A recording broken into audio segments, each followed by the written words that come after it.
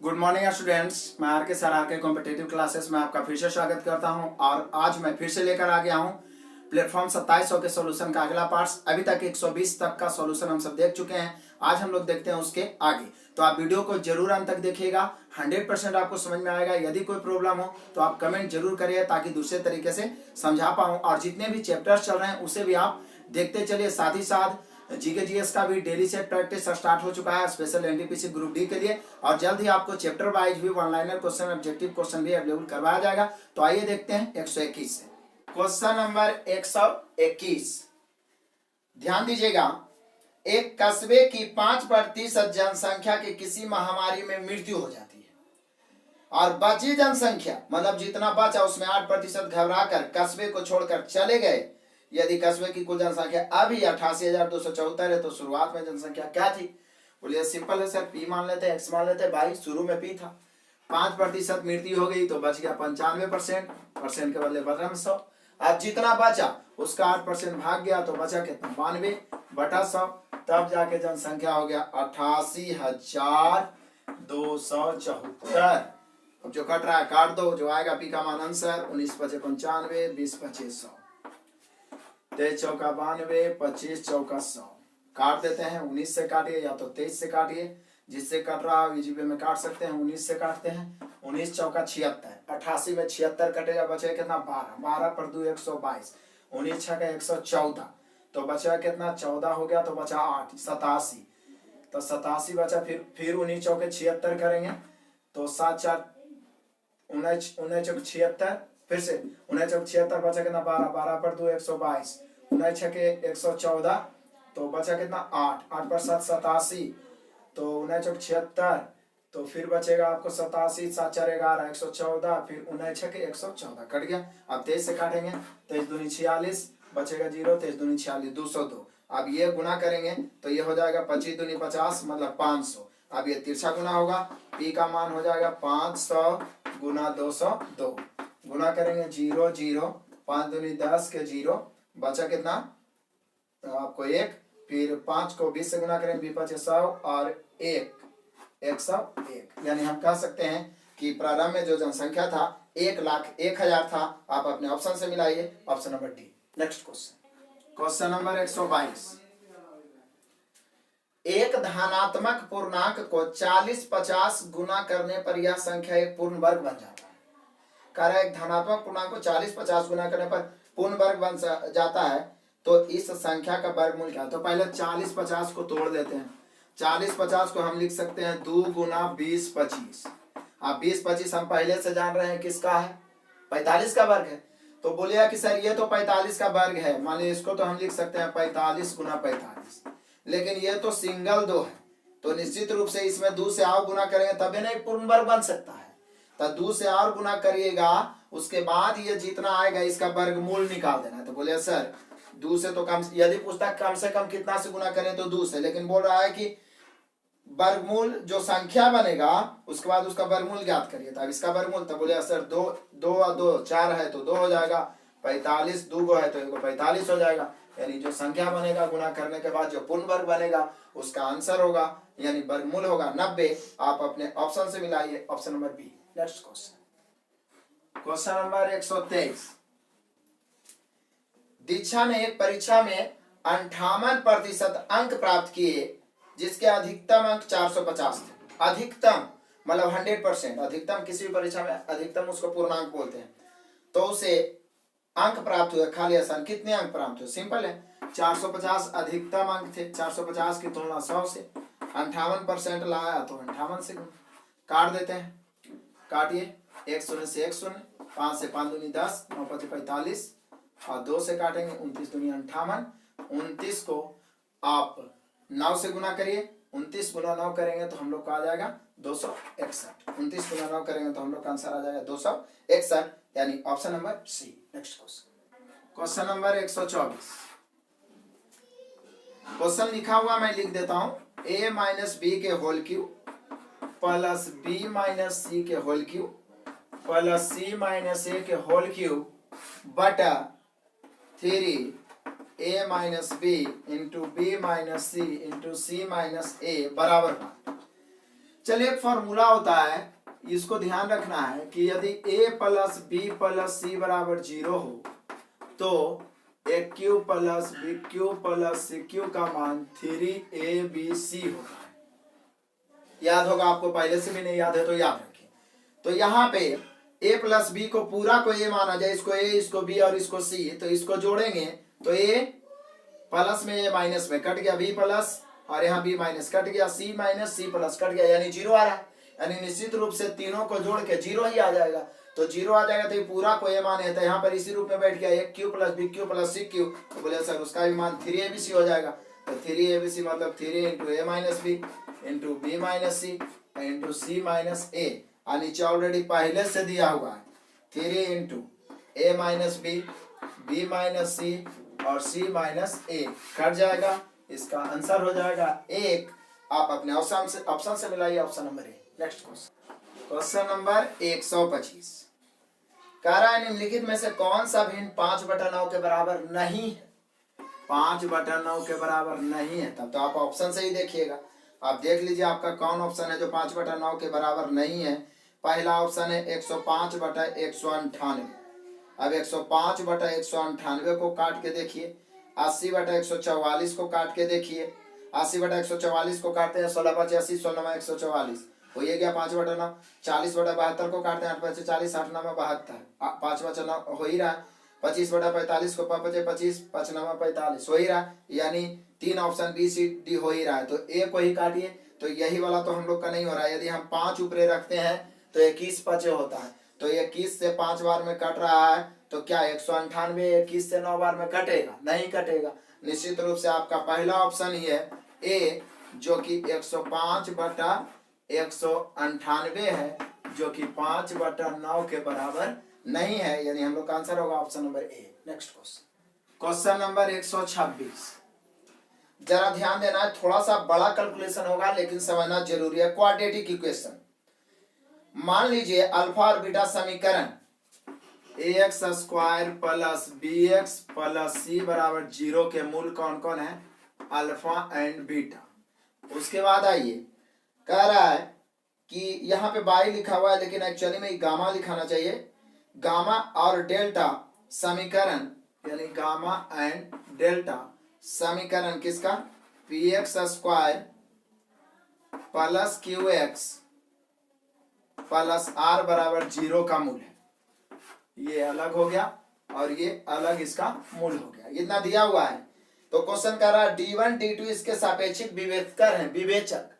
तो बोल रहा है अल्फा बीटा गामा और डेल्टा जो है समांतर श्रेणी में है, तो d1 काउमा d2 यहाँ लिखा हुआ, जबकि d1 अनुपात d2 ज्ञात करना है। एक्चुअली में हम लोग को ज्ञात करना है d1 अनुपात d2।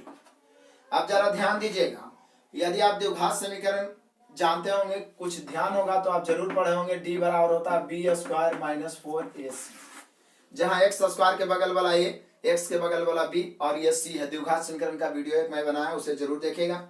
तो यहाँ पे ऐसा चलिएगा तो आपको करना होगा d1, तो d1 मैंने ऊपर वाला का विवेचक, तो ऊपर वाला का विवेचक को हम लिख सकते हैं b square minus 4ac। Clear? ac। और नीचे वाला के यदि विवेचक को लिखना हो तो हम लोग लिख सकते हैं क्या? तो b के जगह पर यहाँ q हो जाएगा, तो q square minus 4p r या rp लिख सकते हैं, यही लिख सकते हैं। लेकिन यहाँ पे ऑप्शन जो भी दिया हुआ है a स्क्वायर बटा p स्क्वायर, c स्क्वायर बटा r स्क्वायर, a स्क्वायर बटा b स्क्वायर, इस प्रकार से करके दिया हुआ है। तो इसको इस रूप में बैठाने का तरीका क्या है, हम लोग क्या करें? तो ऐसा करते हैं, ऐसा करें कि हम लोग को अल्फा प्लस बीटा या अल्फा इंटू बीटा के रूप में बैठ जाए तो ज्यादा बेहतर होगा, क्योंकि बोल दिया है अल्फा कॉमा बीटा और फिर गामा और ये डेल्टा एपी में है, एपी में। तो एपी में जैसी होता है तो दूसरा माइनस पहला, यानी बीटा माइनस अल्फा बराबर डेल्टा माइनस गामा, ये आपस में क्या होते हैं? बराबर। तो अल्फा बीटा के रूप में बैठाने का तरीका क्या है? तो ऐसा करते हैं, हम सभी जानते हैं कि मूलों का योगफल अल्फा प्लस बीटा बराबर बी बाई ए होता है और मूलों का गुणनफल बराबर होता है सी बाई ए। क्लियर है? यानी आप कह सकते हैं यहाँ पे कि सर अल्फा प्लस बीटा बराबर होगा बी बाई ए और अल्फा इंटू बीटा बराबर होगा सी बाई ए। उसी प्रकार से यहाँ पे गामा प्लस डेल्टा बराबर होगा बी बाई ए मतलब Q by P and gamma into delta बराबर हो जाएगा सी बाई ए, मतलब आर बटा पी, यही हो जाएगा। तो इस रूप में बैठाने के लिए, बी बटा ए के रूप में बैठाने के लिए मैंने ए कॉमन ले लिया। तो ए कॉमन नहीं, जब भी लेना है तो अपने मन से ए स्क्वायर से ऊपर में ए स्क्वायर से गुना कर दिया और ए स्क्वायर से भाग भी देंगे, तो भाग देंगे तो ए स्क्वायर दोनों में लगेगा, तो दोनों में लगेगा तो ये बन जाएगा बी स्क्वायर, अब बटा में ए स्क्वायर, और यहाँ पर ए स्क्वायर करेंगे ए कट जाएगा, 4c बटा ए बच जाएगा। क्लियर है। नीचे हम लोग को पी स्क्वायर से गुना कर देंगे, पी स्क्वायर से भाग देंगे, तो क्यू बटा पी स्क्वायर नीचे बच जाएगा, और माइनस 4, एक पी कट जाएगा तो 4r बटा पी आ जाएगा। अब थोड़ा आगे देख लीजिए, यहाँ देखिए ए स्क्वायर, यहाँ बी स्क्वायर बटा ए स्क्वायर को, बी बटा ए मतलब कुछ होता है अल्फा प्लस बीटा, यानी हम लिख सकते हैं अल्फा प्लस बीटा के स्क्वायर, ये लिख सकते हैं। और यहाँ पे लिख सकते हैं -4 अल्फा प्लस बीटा के स्क्वायर माइनस 4, तो 4c बाई ए को लिख सकते हैं alpha into beta, c by A को अल्फा इंटू बीटा लिख सकते हैं। उसी प्रकार से पी स्क्वायर यहाँ पे लिख सकते हैं हम लोग, ये क्यू स्क्वायर था, यहाँ पे क्यू स्क्वायर, यहाँ पे लिख सकते हैं गामा प्लस डेल्टा के स्क्वायर, और -4 आर बटा पी को लिख सकते हैं गामा इंटू डेल्टा। क्लियर है यहाँ पे। अब इसको जरा ध्यान दीजिएगा, तो ये हो जाएगा ए स्क्वायर इंटू ए प्लस बी के होल स्क्वायर माइनस 4ab को लिख सकते हैं ए माइनस बी के होल स्क्वायर, यहाँ पी स्क्वायर इंटू यहाँ गामा माइनस डेल्टा के होल स्क्वायर। अब यहाँ पे गौर से देखिए, ये बराबर है तो बीटा माइनस अल्फा बराबर डेल्टा माइनस गामा, कॉमन लेंगे तो अल्फा माइनस बीटा और ये गामा माइनस डेल्टा भी आपस में क्या हो जाएगा, बराबर, यानी दोनों बराबर, तो कट जाएगा। हम लोग का आंसर हो जाएगा ए स्क्वायर बटा पी स्क्वायर, ए स्क्वायर बटा पी स्क्वायर, यानी option number A. Next question number 127, time and work का क्वेश्चन। ए बी और सी एक काम को 81 दिन में, चलो ए प्लस बी प्लस सी मिलके 81 दिन। अब कह रहा है ए और बी उसी काम को, ए और बी उसी काम को 97.2 दिन में। टाइमर का नियम वही है, लेकिन कैलकुलेशन बढ़ा दिया। अब कहता है बी और सी मिलकर उसी काम को 162 दिन में, तो बोल रहा है बी अकेला उस काम को कई दिन में, तो बी का क्षमता मालूम करेंगे। लेकिन इससे पहले इसका ही क्षमता निकाल लेते हैं। थोड़ा संख्या लिखा हुआ इसलिए लिख देता हूं मैं आपको समझने के लिए। 1/81 उल्टेगा 1/97.2, 1/162। पहले पॉइंट काट के ऊपर 0 कर देता हूं, उसके बाद आप काट सकते हैं पहले 2 से, 5 दूनी 10, नीचे 2 से काटूंगा तो ये हो जाएगा 4 दूनी 8, 8 दूनी 16, 6 दूनी 12, 9 से काट लेता हूँ, 9 9 81, 9 से 9 5 45, बच जाएगा 3, 9 4 36, 9 से 18, 9 162, फिर 9 से कट रहा है 9 का 9, 9 6 54, 9 दूनी 18, 6 6 2 1 कैल्शियम 6, यहाँ गुना करेंगे 6 से तो 6, यहाँ 6 से गुना करेंगे तो ऊपर वाला 5 बच जाएगा, यहाँ 6 से गुना करेंगे 3, यानी हम लोग की क्षमता का रेशियो आ गया 6 5 3। अब जो दिया हुआ लेफ्ट जो ज्ञात करना है राइट। टाइमर का मास्टर वीडियो जरूर देखे। 6 का क्षमता से 81 दिन में लेके चलिए, कोई एगो लेके चलिए, उतना ही गुना करके आएगा तो कितना आएगा, बोले सर 6 का 6 6 8 48, इतना आया। अब बोल रहा है बी, तो बी का क्षमता मालूम कर लेते हैं। तो देखिए कैसे, ए बी सी का क्षमता कितना है 5 6, इसमें ए और बी 5 है, ए और बी 5 है तो निश्चित रूप से सी 1 होगा। बी और सी मिला के 3 है, जिसमें सी 1 है तो बी कितना होगा 2। तो यही तो बोल रहा है कि 2 के क्षमता से कई दिन में करेगा। 2 से काटेंगे तो ये 486 है, 2 से काटेंगे तो 243 बार में कट जाएगा।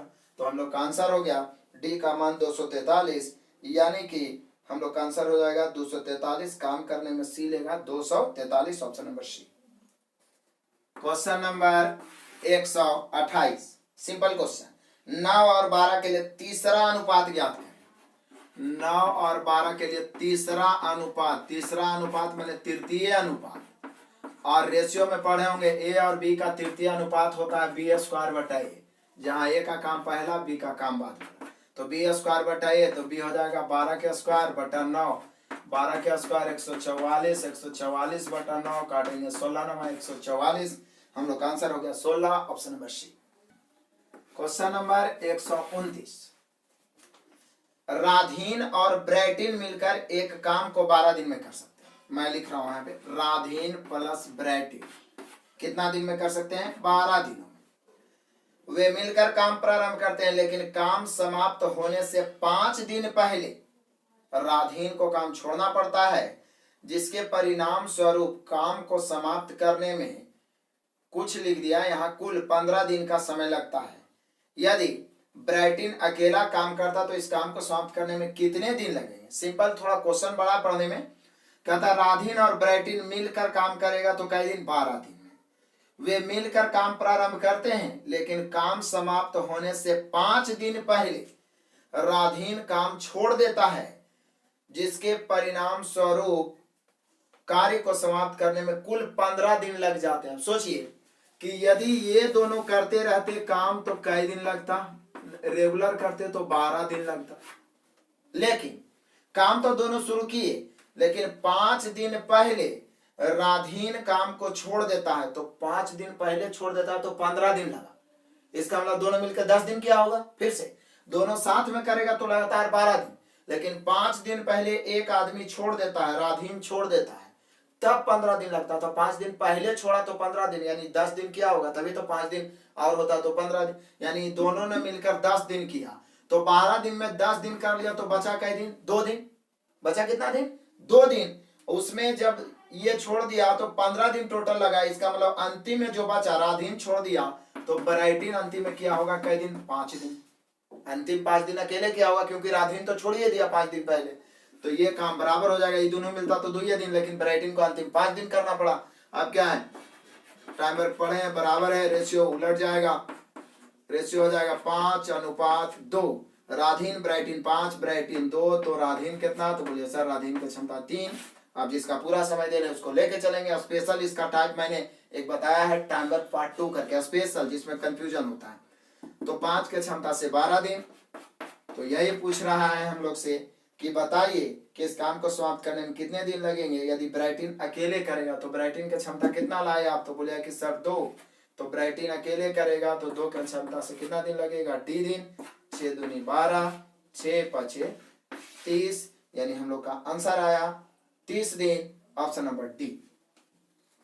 Question number 130। एक कक्षा में 18 लड़के और कुछ लड़कियां थी। एक परीक्षा में लड़कों का औसत 12 जबकि लड़कियों का 14, यदि कुल औसत 13.1। जब अलग अलग समूह और एक पूरा समूह दिया रहे तो एलिगेशन लगाते हैं। तो यहां देखिए Y का औसत दिया हुआ है 12, जबकि गर्ल का औसत दिया हुआ 14 और पूरे विद्यार्थी का औसत दिया हुआ 13.1। तो कक्षा में छात्रों की कुल संख्या क्या थी? जबकि 18 लड़के और कुछ लड़कियां दी हुई है। तो देखते हैं, छात्रों मतलब टोटल विद्यार्थियों का पहले एलिगेशन लगा लेते हैं, उनकी संख्या का रेशियो निकल जाएगा। 14 में 13.1 घटेगा 0.9, यहाँ पे 13.1 में 12 घटेगा तो 1.1। पॉइंट से पॉइंट काटेंगे, हम लोग का आंसर आ गया, सॉरी रेशियो आ गया 9:11। अब यहाँ दिया हुआ है लड़कों की संख्या 18, यहाँ रेशियो में लड़कों की संख्या 9, लड़कों की तुलना लड़कों से। पूरा छात्र निकाला, पूरा छात्रों यहाँ लिख दिया, मतलब विद्यार्थियों की संख्या पूछ रहा है। तो यहाँ पे 11 और 9 कितना हो जाएगा? 20। 9 दूनी 18, 20 दूनी 40, यानी टोटल विद्यार्थियों की संख्या 40। आप अपने ऑप्शन से मिलाइए। Option number A. Next question, question number 131। मैंने इसको पहले लिखा है, बस ये रीजनिंग का क्वेश्चन है, सिर्फ चिन्ह को बदल के कैलकुलेशन करना है। एल का मतलब प्लस है, तो चलो यहाँ पे प्लस दे देता हूँ, इधर 12 इधर 48 है। आगे एम का मतलब माइनस है, तो एम कहाँ पर है? एम यहाँ पे है 4 है, माइनस है यहाँ पे 6। उसके बाद बोल रहा है एन का मतलब गुना है, तो एन कहाँ पे है? एन यहाँ पे है 12 के पहले, गुना इधर कितना है? 7। उसके बाद कहता है पी का मतलब भाग है, तो पी यहाँ पे है, भाग दे देता हूँ। अब कैलकुलेशन का नियम हम सब पहले जानते हैं, पहले काके पीछे भाग फिर गुना फिर जोड़ घटा। क्लियर है? तो पहले हम लोग भाग करेंगे, तो भाग देंगे 4 से, तो ये कितना हो जाएगा? 4 से 12 चौका 48। क्लियर? अब इसको गुना पहले करेंगे, 12 सते तो 12 सते 84। अब ये प्लस में आ गया, ये भी प्लस में और ये माइनस में, तो 84 और 12 को जोड़ेंगे और 6 को क्या करेंगे? घटाएंगे। तो 84 और 12 को जोड़ेंगे तो कितना आएगा? 96, और 96 में फिर 6 घटेगा, तो हम लोग का आंसर कितना आएगा? 90। आप अपने ऑप्शन से मिलाइए। हमारा आंसर है 90, option number B. Next question, question number 132। Sindhu 20.2/3 kilometre की दूरी 20.2/3 किलोमीटर की दूरी 7.3/4 घंटे में पैदल तय करती है, तो उसने प्रति घंटे कितने किलोमीटर। सिंपल तरीका है, यहाँ पे चाल पूछ रहा है। किलोमीटर प्रति घंटा मतलब चाल बराबर होता है दूरी बटा समय, बस सिर्फ पूर्णांक दे दिया है। तो दूरी को हम लिख सकते हैं 20 × 60 और 2 62/3 और बटा समय 7 × 28 और 3 31/4। अब हम सभी जानते हैं कि भागा में है तो उलट जाएगा, 62/3 गुना करेंगे उल्टेगा 4/31 काट 31 दूनी 62, यानी हम लोग का हो गया 4 दूनी 8, 8/3, 3 से भागा देंगे 3 दूनी 6, बचा कितना 2, तो हम लोग का आंसर हो गया 2.2/3 किलोमीटर प्रति घंटा। Next question, question number 133। Question कर रहा है 20 पुरुष किसी काम को 10 दिन में जबकि 12 महिलाएं 10 दिन में खत्म कर सकती है। यदि 15 पुरुष और 6 महिलाएं काम करें तो कितने दिन लगेंगे। मिश्र समानुपात का एक अलग मास्टर वीडियो मैंने बनाया, उसे जरूर देखिएगा। सबसे पहले अलग कैटेगरी के लोग हैं तो क्षमता का रेशियो निकालेंगे।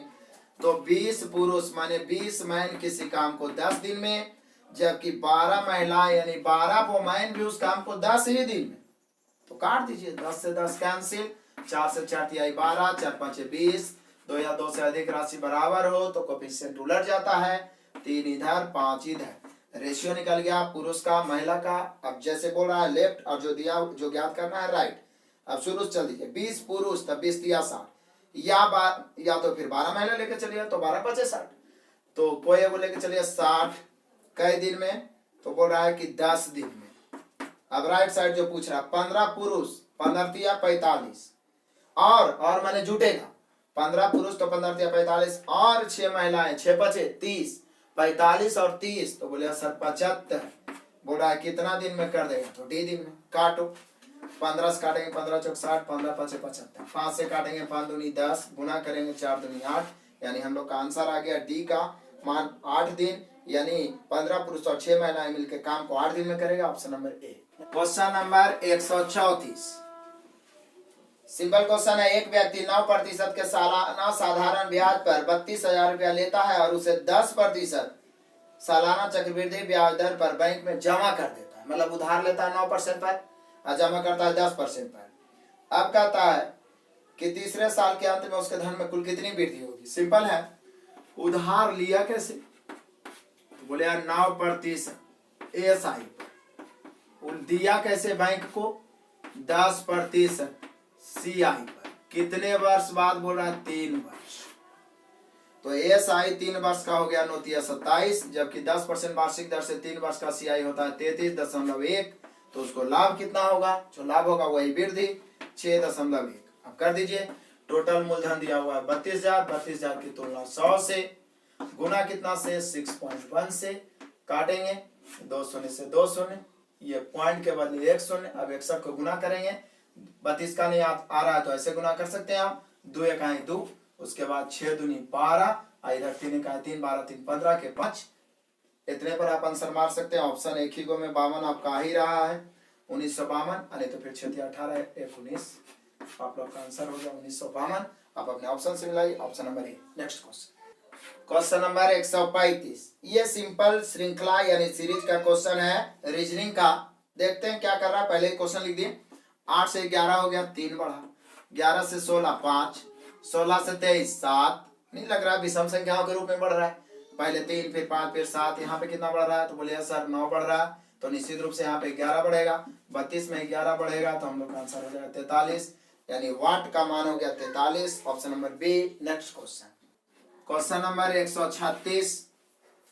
एक यात्री अपने यात्रा के कुल दूरी का 2/5 भाग पैदल कितना चल रहा है भाई, तो बोलिए 2/5 पैदल, और शेष का 1/3 भाग बस से बोल रहा है, शेष का 1/3 बस से, उसकी यात्रा के शेष बचे दूरी का भिन्न में, मतलब जो शेष बचा उसका भिन्न में मान क्या होगा। तो चलिए ऐसा करते हैं, ऐसा स्थिति में टोटल दूरी को मान लेते हैं ऐसा कि नीचे वाला से कट जाए। तो 5 और 3 बोलिए सर 15 मान लीजिए, जो 5 और 3 दोनों से कट जाए। या तो हम 1 मान के भी घटाते हुए निकाल सकते हैं, लेकिन सीधा तरीका है 15 का 2/5 पैदल, तो 2/5 बोलिएगा 6। तो 15 में 6 पैदल, तो बचा कितना 9। अब जो शेष बचा उसका 1/3 बस से, तो बोले सर अब बच रहा है 9 ही, 15 में 6 चल लिया, 9 बच रहा है, 9 का 1/3 3 बस से। तो बोले सर अब 6 में 3 बच लिया, तो चल ही लिया, तो बचा कितना 6। अब 6 बचा, तो वही बोल रहा है कि जो शेष बचा उसका भिन्न में मान क्या होगा, मतलब इसका भिन्न में मान क्या। तो भिन्न में जब भी मान होगा तो टोटल पर ही गणना करेंगे। तो टोटल 15 नीचे 6 ऊपर, 3 से 3 दूनी 6, 3 5 15, फिर तो वही बात हो गया, शेष भी वही बचेगा 2/5 भाग। आप अपने ऑप्शन से मिलाइए, option number B. Next question number 137। किसी राशि पर 1.5 साल के लिए, मतलब 1.5 साल के लिए लगा 8% का साधारण ब्याज 360 है। समान राशि पर समान ब्याज दर के हिसाब से समय दुगना कर दिया जाए तो चक्रवृद्धि ब्याज क्या होगा। सिंपल है, 1.5 वर्ष 8%। अब कहता है कि समान राशि पर समान ब्याज दर के हिसाब से समय दुगना कर दिया जाए। समय को क्या कर दिया जाए, दुगना। तो 1.5 का दुगना, तो बोलिए 3 वर्ष, और दर वही है समान ब्याज के हिसाब से, तो 8%। तब बोल रहा है कि बताइए कि तो चक्रवृद्धि ब्याज क्या होगा, चक्रवृद्धि ब्याज ज्ञात करें। तो सिंपल है, पहले तो यहाँ पे दिया हुआ क्या है कि समान राशि पर समान ब्याज दर के हिसाब से समय दुगना कर दिया जाए तो चक्रवृद्धि ब्याज ज्ञात करें। तो यहाँ पे दिया हुआ है साधारण ब्याज। साधारण ब्याज कितना दिया हुआ, 360। यहाँ पे साधारण ब्याज 8 गुना 1.5, क्योंकि साधारण ब्याज तो दर गुना समय होता है, तो 8 गुना 1.5 करिएगा तो 12। साधारण ब्याज की तुलना साधारण ब्याज से निकालना है चक्रवृद्धि ब्याज। अब 3 वर्ष का 8% वार्षिक दर से चक्रवृद्धि ब्याज क्या होता है। तो एक्चुअली में CI पढ़ा रहे हैं, उसमें थोड़ा सा दशमलव के कारण ही प्रॉब्लम होता है, लेकिन 3 वर्ष के चक्रवृद्धि ब्याज का जो फॉर्मूला होता है 3R प्लस 3R स्क्वायर बटा 100 प्लस RQ बटा 10,000 होता है। इसका मैं लिस्ट भी दे दूंगा, लेकिन यहाँ पे आपको मैं निकाल के ही डायरेक्ट बता देता हूँ, आपको याद नहीं होगा तो राइट साइड से जल्दी निकाल लेते हैं। 8 के क्यूब होता है 512, 512 के 2 अंक लिखेंगे, 12 बचा कितना 5। 8 का स्क्वायर होता है 64, 64 को 3 से गुना करेंगे 192, और 5 197 के 97, 4 शून्य है, 4 अंक के बाद दशमलव, बचा कितना 1, 8 तिहाई 24 और 1 25, यानी कि 8% वार्षिक दर से 3 वर्ष का चक्रवृद्धि ब्याज होगा 25.9712। तो यहाँ गुना करेंगे साधारण ब्याज की तुलना साधारण ब्याज से, चक्रवृद्धि ब्याज निकालना है 25.9712।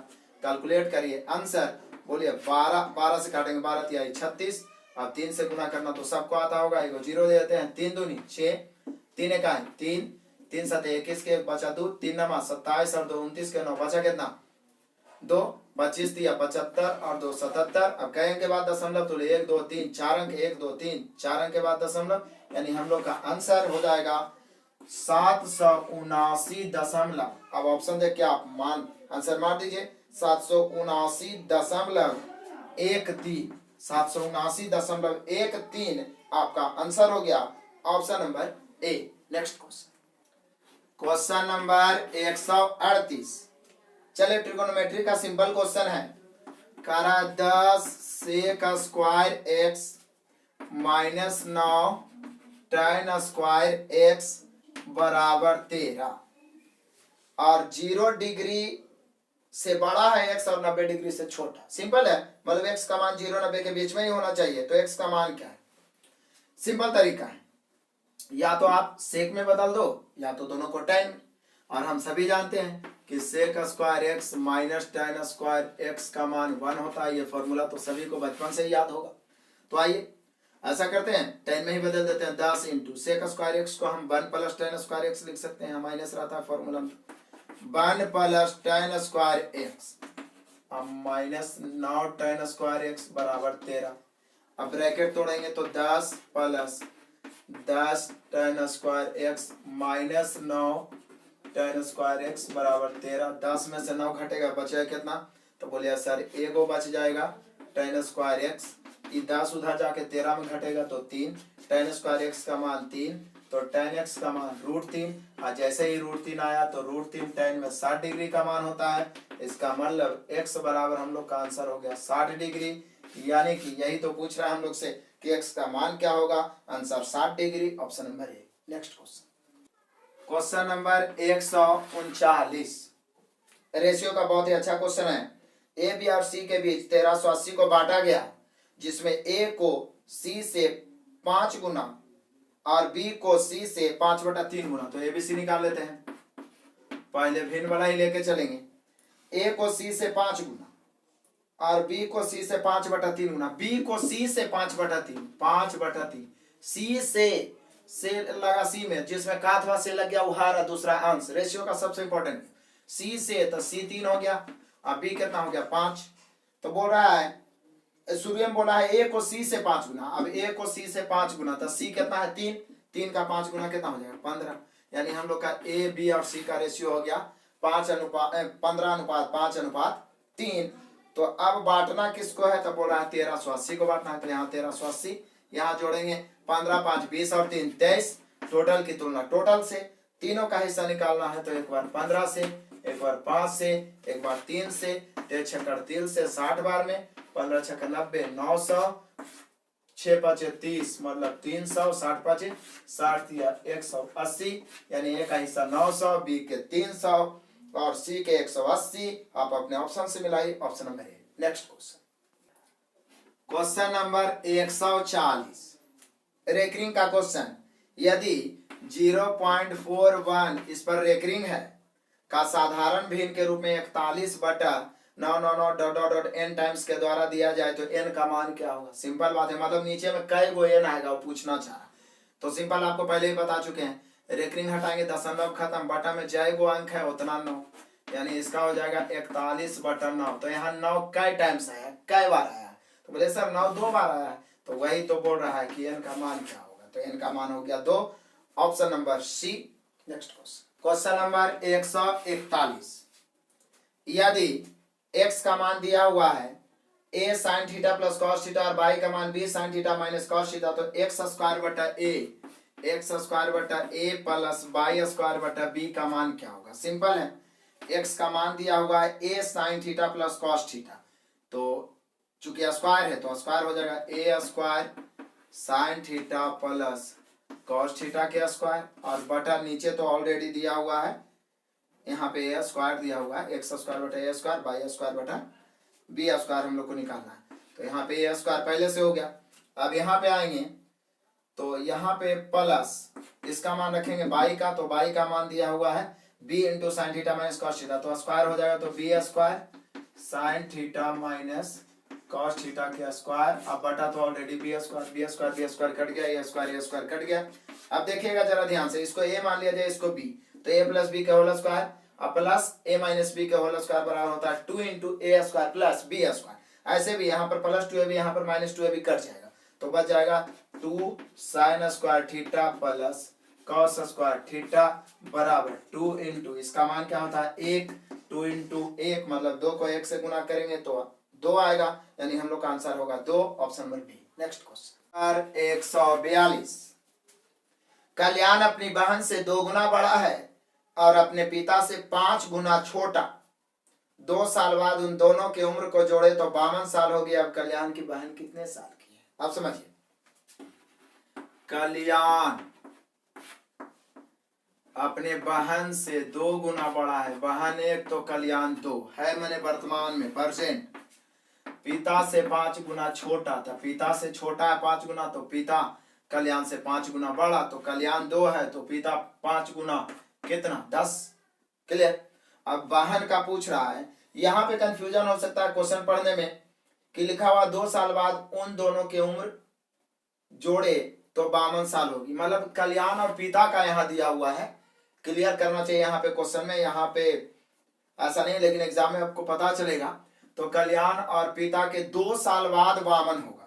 रेशियो वर्तमान का है, निश्चित राशि भी वर्तमान का ही होना चाहिए। तो 2 साल बाद 52, तो वर्तमान में योगफल कितना, तो बोले सर 2 साल बाद 52 है, वर्तमान लाएंगे तो 2 साल घटेगा, तो दोनों में 2 साल घटेगा तो 4 साल, यानी वर्तमान में दोनों का योग 48, यहाँ दोनों का 10 और 2 12, बहन का पूछ रहा है 1 से, 12 चौका 48, 4 इकाई 4, यानी कल्याण के बहन की वर्तमान उम्र जो है वो है 4 साल। Option number A. Next question, question number 143, निम्न में से किसका मान सबसे ज्यादा है, ज्ञात करें। अब इसको तो ऑप्शन से ही छाड़ना पड़ेगा।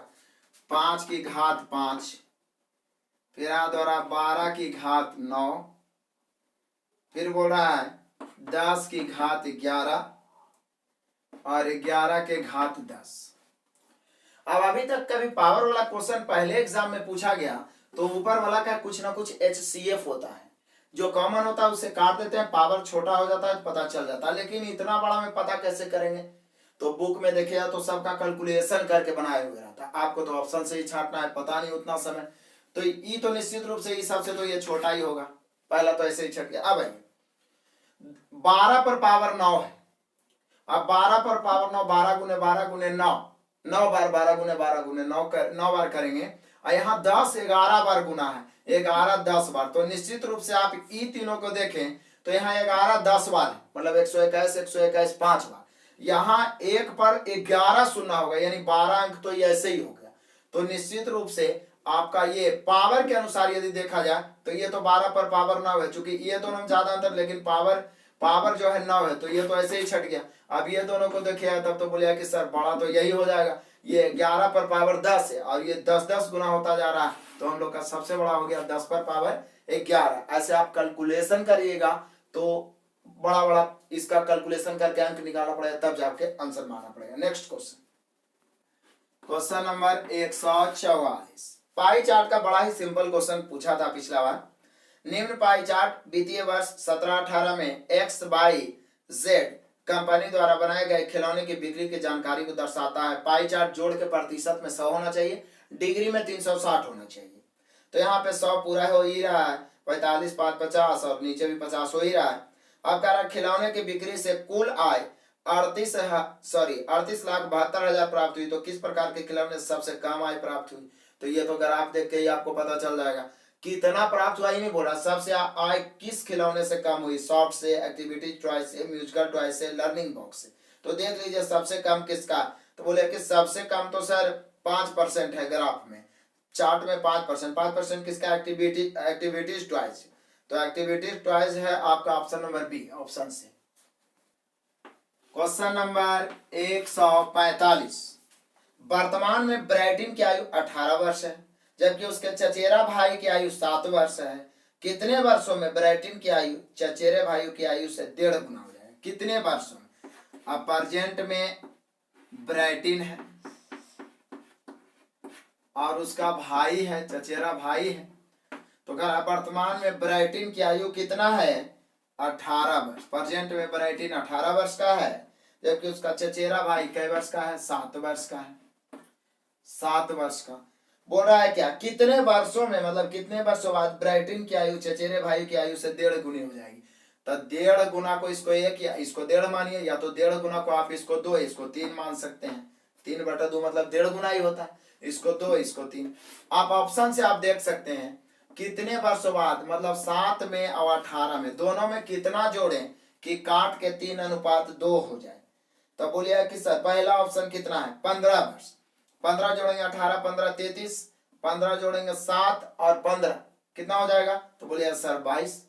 तो ठीक तो हो ही तो गया 15 वर्ष में, सिंपल है। या तो दूसरा तरीका है कि आप अंतर सेम कर दीजिए, तो अंतर सेम करिए तो ऊपर का एक अंतर, तो ऊपर का एक अंतर है, तो ऊपर है आपका 11 का अंतर, नीचे का एक अंतर 1 का, तो ऊपर 1 से और नीचे कैसे 11 से, अंतर सेम हो गया, क्योंकि दो व्यक्तियों के आयु का अंतर हमेशा क्या होता है, same.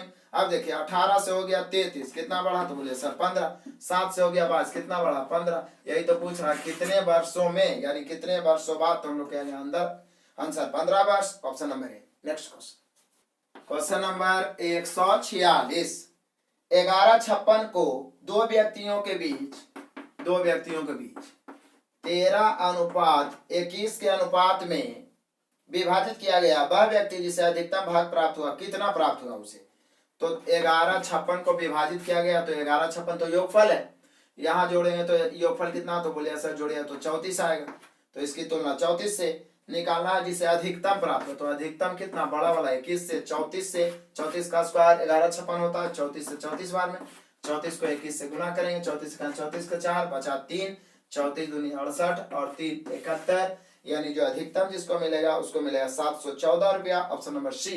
Next question, question number 147। एक वर्गाकार प्लेट जिसकी प्रत्येक भुजा 7 सेंटीमीटर, इस प्रकार से एक प्रत्येक भुजा कितना है, 7 है। क्लियर।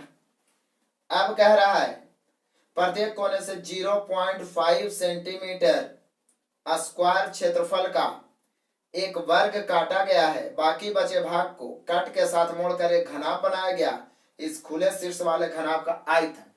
अब हम सब जानते हैं घनाभ का आयतन होता है लंबाई गुने चौड़ाई गुने ऊंचाई, लेकिन यहां पर से एक वर्ग काट लिया गया है। तो वर्ग काट लिया गया है, वो भी ऐसा वर्ग चारों कोना पर से काटा गया है जिसका क्षेत्रफल है 0.25।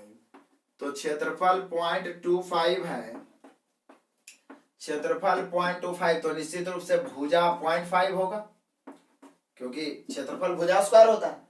तो 0.5 इधर भी कटेगा, 0.5 इधर भी कटेगा, 0.5 चारों तरफ कटेगा। तो बोले सर तब तो ये जो घनाभ बनेगा उसका लंबाई चौड़ाई और ऊंचाई में चेंजिंग आएगा।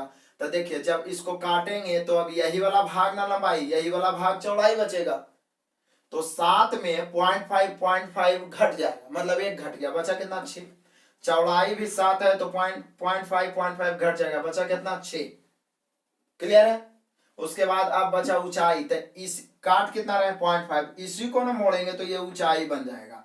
तो ऊंचाई कितना बन जाएगा 0.5। क्लियर। अब ऊंचाई बन गया 0.5। अब हम लोग से क्वेश्चन पूछ क्या रहा है, तो पूछ रहा है कि बाकी बचे भाग को काट के साथ मोड़कर घनाभ बनाएगा तो इस खुले शीर्ष का आयतन। तो हम सब जानते हैं कि घनाभ का आयतन होता है LBH। L मतलब 6, B मतलब भी 6 और H मतलब 0.5। अब भाई काट दो, इसको काटेंगे तो हो जाएगा 6 छके 36, ये पॉइंट काटेंगे तो बटम 10, 5 दूनी 10 यानी 1/2 यानी 18 दूनी 36। हम लोग का आंसर होगा घनाभ का जो आयतन होगा 18 सेंटीमीटर क्यूब होगा। Option number C. Question number 148। Raghu ने 14,360 रुपया में एक वस्तु खरीदी और इसकी ढुलाई पर 240 खर्च किया। तो जो खर्च किया वो भी लागत हो गया। 14,360 रुपया में खरीदी और 240 रुपया ढुलाई पर खर्च किया, कुल मिलाकर हो गया 14,600 रुपया। ये इसका लागत हो गया। लागत अपने आप में 100% होता है, इसलिए इसकी तुलना 100 से। बोला 15% लाभ पाने के लिए कितना में बेचना होगा, तो 115 से। लाभ बोल रहा है तो जोड़ के, हानि बोल रहा है तो घटा के काटिए। 2 शून्य, या तो छोटा छोटा पहले काट दीजिए, इसको गुना करना आसान हो जाएगा। 23 पचे 115, 20 पचे 100, क्योंकि डायरेक्ट काटेंगे तो फिर 115 से गुना करना पड़ेगा। ऐसे छोटा कर दिए, 5 से 23 पचे 20 पचे, 1 शून्य से 1 शून्य, 2 से काटेंगे तो ये 1460 है तो 730 बार में कट गया। अब 23 0, 23 तिया 69 के 9, बच गया कितना 6 और 23 सते, तो 23 सते हो जाएगा आपको 161, 161 और 6 जोड़ेंगे तो 167, यानी हम लोग का आंसर हो गया 16,790। Option number B. Next question 149। x ज्ञात करने के लिए निम्नलिखित समीकरण को हल करें। यहाँ पे दिया हुआ x - 2 के स्क्वायर -36 बराबर 0, लेकिन यहाँ पे कॉमन देके लिख दिया x बिलोंग्स टू n, मतलब नेचुरल नंबर होना चाहिए, मतलब आप कह सकते हो कि धनात्मक आना चाहिए x का मान। तो ऐसा करते हैं, x - 2 के स्क्वायर बराबर कितना 36 उस तरफ कर देते हैं। अब स्क्वायर हटेगा तो x - 2 बराबर, ऐसे तो प्लस माइनस 6 होगा, लेकिन वहां पे बिलोंग्स टू n कर दिया है तो हमें प्लस ही लेके चलना है 6, क्योंकि स्क्वायर हटेगा तो रूट। अब 2 उधर जाएगा तो x बराबर 6 में 2 जाके जुटेगा, हो जाएगा 6 2 8। क्लियर है। आप अपने ऑप्शन से मिलाइए, आपका आंसर 8 होगा। Option number A. Next question, question number 150 trigonometry का क्वेश्चन, सिंपल क्वेश्चन। सेक पर power 4 theta minus sec square theta बराबर 3, तो tan पर power 4 theta plus tan square theta का मान क्या। तो ऐसा करते हैं ना, हम लोग इसी को लेके चलते हैं और tan में चेंज कर देंगे। तो इसको कर देते हैं सेक स्क्वायर थीटा कॉमन ले लेता हूँ, सेक स्क्वायर थीटा कॉमन, तो बच जाएगा इधर बच जाएगा एक और सेक स्क्वायर थीटा -1 बराबर 3। अब ऐसा करते हैं, चूंकि हम सभी जान रहे हैं कि sec square theta minus tan square theta बराबर 1 होता है, तो यहाँ पे ये हो गया से, इसको बदल देते हैं tan में, इसका मान तो ऑलरेडी से 1 इधर आएगा तो tan का मान तो ये ऑलरेडी हो गया क्या, tan स्क्वायर थीटा हो जाएगा। tan स्क्वायर थीटा बराबर सेक स्क्वायर थीटा -1 होता है। अब इसको भी tan में बदल देते हैं, क्योंकि हम लोग को जो ज्ञात करना वो tan में ही है, तो इसको सेक को क्या लिखे, तो बोले सर tan उधर जाएगा, तो ये हो जाएगा 1 + tan स्क्वायर थीटा बराबर, ये तो 3 का 3 ही रहेगा, ब्रैकेट तोड़ेंगे तो ये हो जाएगा tan square theta plus tan पर पावर 4 थीटा बराबर 3। आपको यही तो ज्ञात करना है कि tan पर power 4 theta plus tan square theta का मान क्या होगा, तो बोले सर कोई चेंजिंग नहीं होगा, आंसर तो 3 का 3 ही रह गया। तो आपका आंसर होगा ऑप्शन नंबर ए। आपने वीडियो को अंत तक देखा, इतना देर में 30 क्वेश्चन का सॉल्यूशन हुआ। कुछ क्वेश्चन लंबा भी थोड़ा हुए होंगे, क्योंकि निश्चित रूप से 10-15% ऐसा क्वेश्चन जरूर रहते हैं जो टाइम टेकन रहते हैं। तो शुरू में आप इजी क्वेश्चन बनाइएगा और समय बचा के फिर लास्ट में आप टाइम टेकन वाले क्वेश्चन को बनाइए। निश्चित रूप से आप 100% टच करके आइएगा। तो आपको अच्छा लगा है तो आप लाइक करिए, अधिक से अधिक दोस्तों को शेयर करिए ताकि सबको लाभ हो, और नए विद्यार्थी हो तो चैनल को सब्सक्राइब कर लीजिए ताकि सबसे पहले मेरा वीडियो आप ही को पहुंचे।